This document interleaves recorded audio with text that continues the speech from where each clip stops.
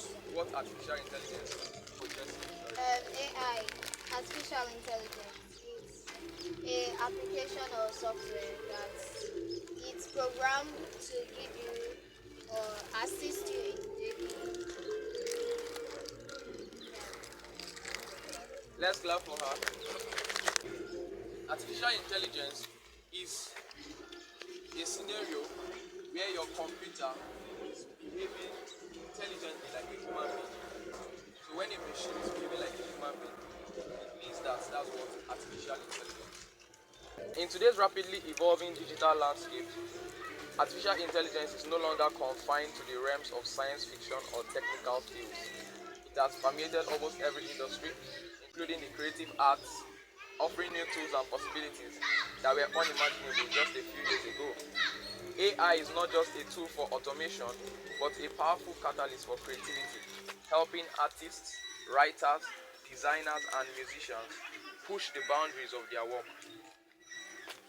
Take note, it helps artists, it helps writers, it helps designers, it helps musicians. Your AI is able to answer you because it already has data stored in its memory. What AI is basically doing is not creating but what? Curating. Curating is like gathering things together and giving you something new. So for example, AI processes can analyze millions of artworks to understand different styles, colors and compositions. We're going to be looking at that because the practical we'll be doing will be based on a particular AI image generator just for you to test your hands or something. So, with this knowledge, AI can generate new pieces of art that mimic or even innovate upon existing styles, giving artists a new source of inspiration. You people are going to be learning drawing and painting today, and some of those drawing and painting can be done with what? AI. I'm going to be listing some of the major AI tools, some of the popular AI tools, so that you can write them down and research. Maybe you can check on them later because we cannot treat everything. DALL-E, Midjourney, and Leonardo are used for image generation. Image generation is generating an image with the help of a what? Of a prompt. You type in what you want, and then the AI is going to generate exactly or similar to what you typed in. That's how we use image generation. So like I said, DALL-E, Midjourney, and Leonardo are used for image generation. Midjourney, Leonardo.ai. Yes. How many of you have heard of ChatGPT? Very popular. Yes. It's the most popular AI. Just like the way your smartphones chat, that's how you chat with ChatGPT. You can greet ChatGPT good morning to reply on its own. How is it doing that? Data. It knows how to think from the data you gave it. AI is basically database. Let me explain that. Data is information. It's a small fragment of information. For example, you knew about this program and then you came. That's information.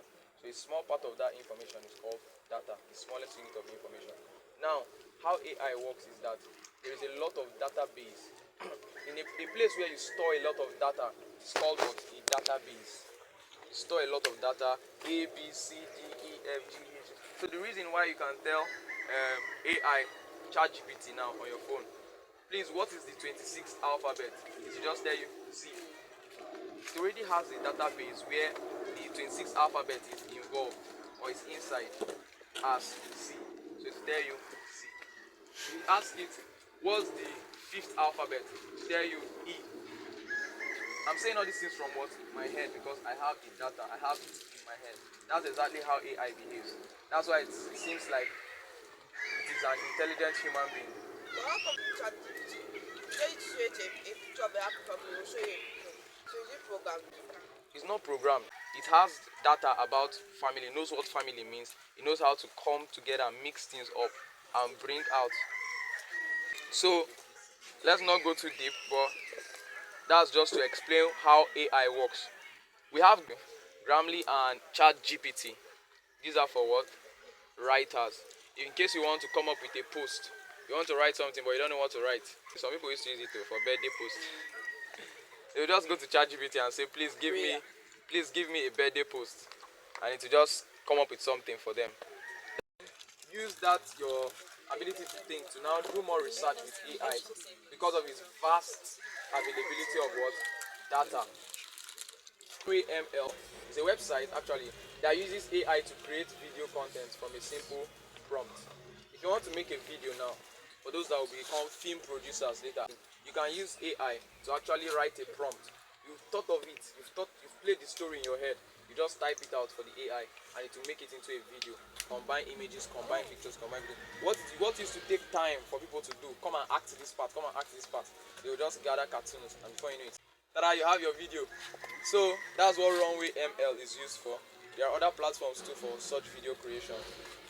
Meta AI is an example of chatbot AI, just like ChatGPT. Now let's go to the practical application of AI. Our time is fast spent. Let's consider a practical example of using AI in the creative process. Suppose you are a graphics designer tasked with creating a futuristic cityscape for a client. Using DALL-E, you can input a detailed description of the cityscape, such as a futuristic city at sunset with tall glass buildings, flying cars, and neon lights. The AI will generate several images based on this prompt, providing you with a range of concepts to choose from. One of the ways you can use AI is to be creative, come up with things that don't exist, and you see AI playing out. For example, when we type in this, we're going to see a flying car. You're going to see neon lights. You're going to see all those things. Some of them exist, but you see them in a new light. Like to give you new ideas. So maybe I want you guys to start thinking now. Think of what you're going to type in into the prompt when we start practical, because everybody's going to type a prompt. I can think from what you give it. If you give it small prompt, it will use small amount of data. But if you make your prompt longer, with more details. No. Why should stop? Is this your own? Yes. Try. And I'm going good. No.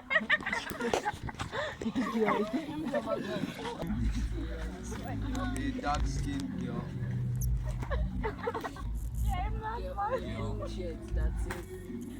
Uh-huh. So there's nothing wrong with it. In a pink shirt.